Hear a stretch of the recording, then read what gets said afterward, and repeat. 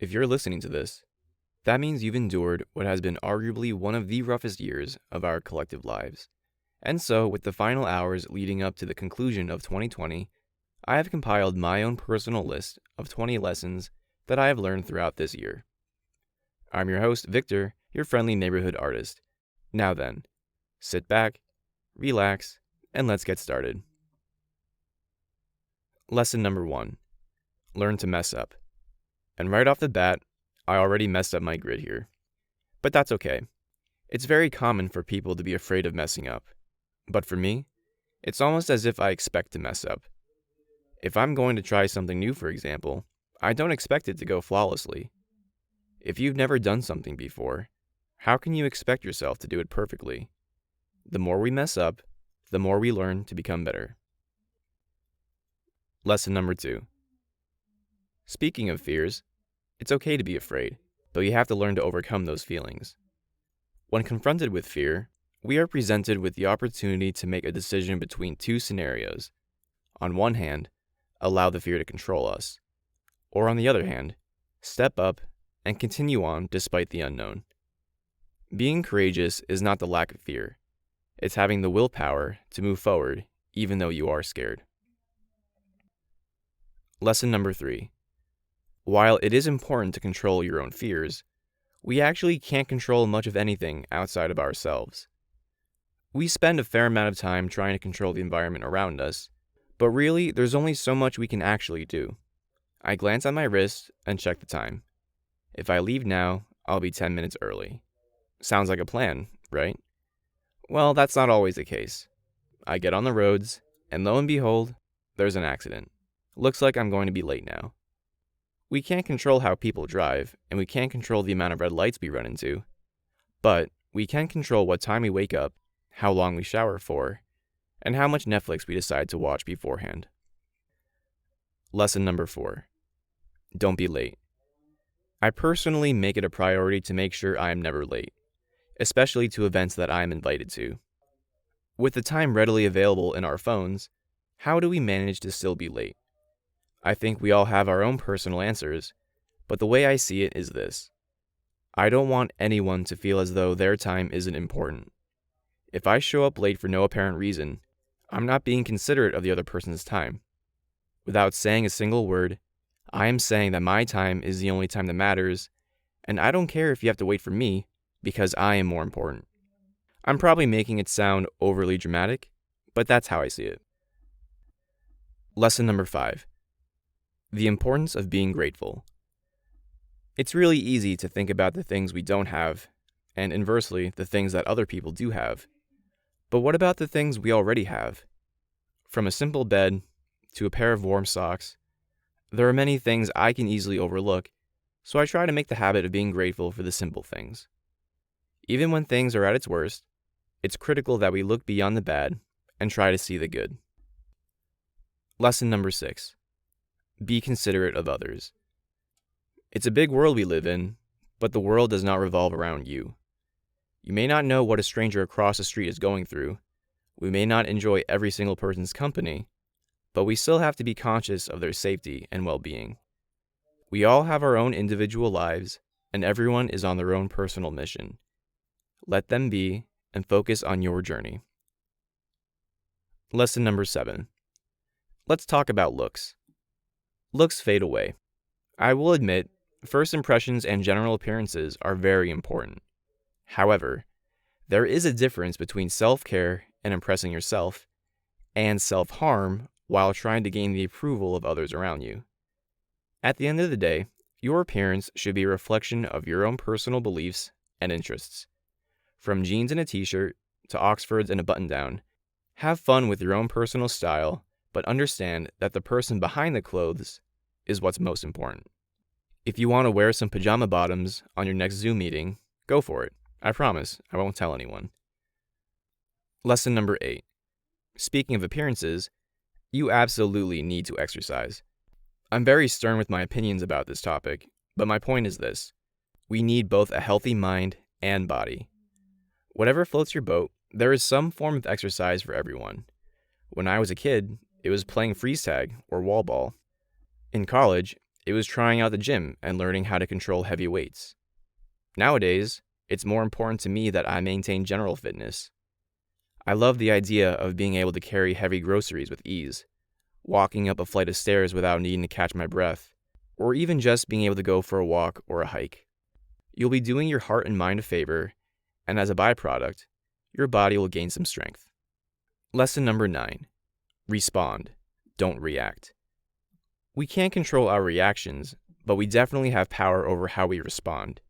So the next time something bad or unpleasant happens, just take a moment to breathe and collect yourself. In only a couple of seconds, you can change the gravity of a situation by holding your tongue and giving some extra thought.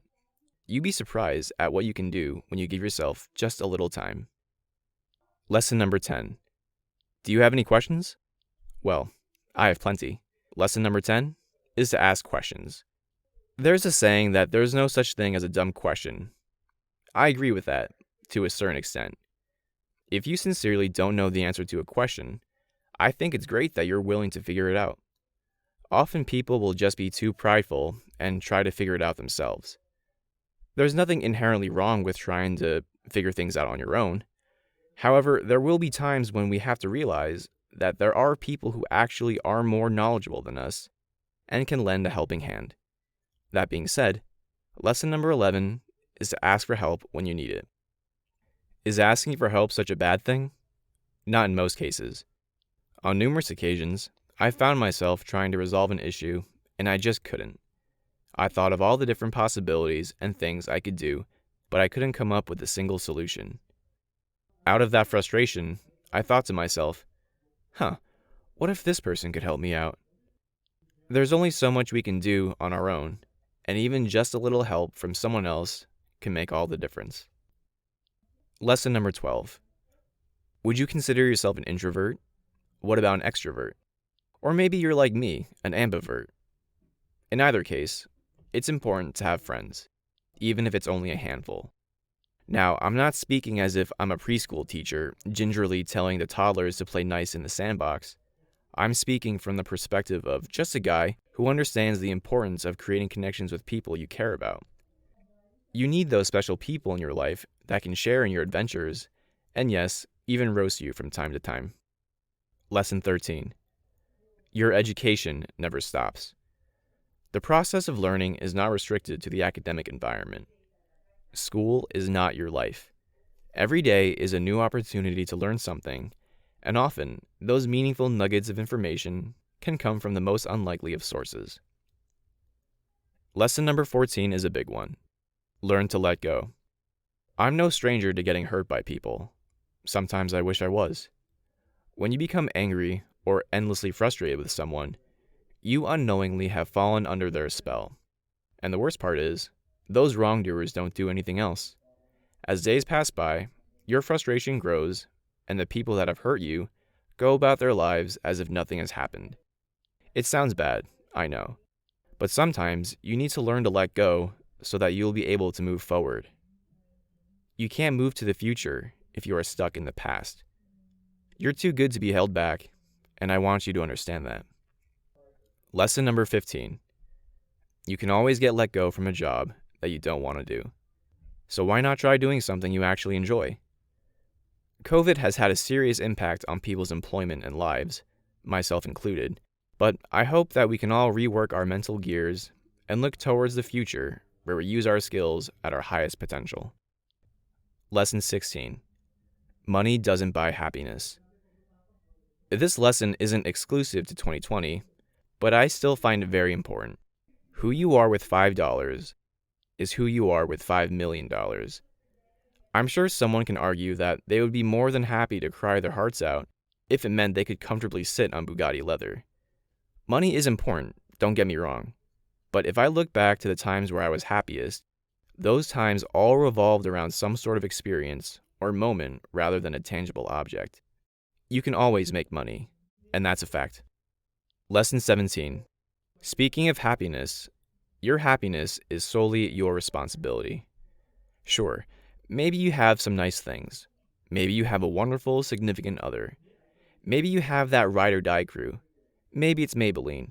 But in the grand scheme of things, Happiness is an attitude that you create based off of your own decisions. If something terrible happens in your life, it is your choice to get caught up in the bad or step up and see the good. It's unfair to impose your own happiness onto someone else and make it their responsibility. Lesson 18. Build good habits. Imagine if you consciously had to remember to blink your eyes. It sounds awful, right?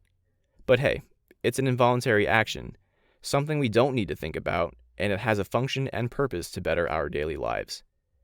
Imagine doing something that was good for you and you didn't even realize it. That's the power of a good habit. Drink your water and say your thank yous at the very least. Lesson 19. Admit when you are wrong. I personally don't have an issue with this, but I have come across many people in my life who would rather suffer than admit when they were wrong.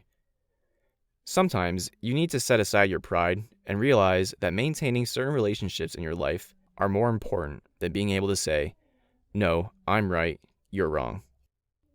Lesson number 20. My final lesson, and my big takeaway from this year: you must prioritize yourself. If you're like me, you find yourself going out of your way to help others. However, this can easily get out of hand if you don't remember that you yourself are the most important person that can use your own help. Help yourself so that you'll be able to help others. This includes being able to occasionally say no and learning to spend a little more time for yourself. You are important, and nothing can change that. This has been a long list, but I wanted to emphasize that this was merely my list from my own experiences. Some points you may agree with, and I might have even missed something that you would have said, and that's perfectly fine. What's something that you've learned this year? And there you have it, my 20 lessons from 2020. I hope you all learned something about yourselves this year, and maybe you found this episode useful. I wish you all a very happy and safe New Year's Eve, and I will see you in the new year. Take care of yourselves now.